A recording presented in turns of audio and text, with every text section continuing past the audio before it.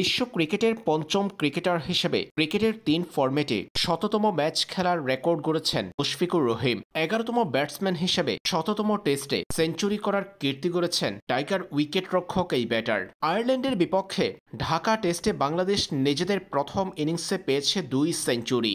মুশফিকুর রহিমের শততম টেস্টে সেঞ্চুরির পর সেঞ্চুরির দেখা পেয়েছেন লিটন দাস। নিজের টেস্ট ক্যারিয়ারের পঞ্চম সেঞ্চুরির দেখা পেয়েছেন টাইগার উইকেটরক্ষক এই ব্যাটার। মিডল অর্ডার ব্যাটারদের ব্যাটিং নৈপুণ্যে আয়ারল্যান্ডের বিপক্ষে রানের পাহাড় গড়ল বাংলাদেশ ক্রিকেট দল।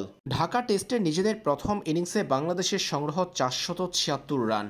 আয়ারল্যান্ডের বিপক্ষে দ্বিতীয় টেস্টে শুরুতে ব্যাটিংয়ে যাওয়া বাংলাদেশ দলের ২ ওপেনার সাদমান ইসলাম অনিক ও মাহমুদুল হাসান জয় নিজেদের স্কোরটাকে বড় করতে পারেনি। এরপর নিজেকে মেলে ধরতে পারেননি নাজমুল হোসেন শান্ত।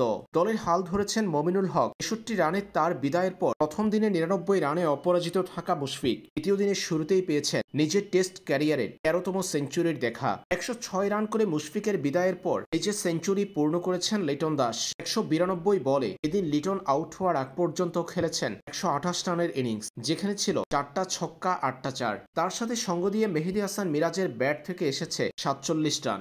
তাতেই বাংলাদেশ স্কোর বোর্ডে জড়ো করেছে ৪৭৬।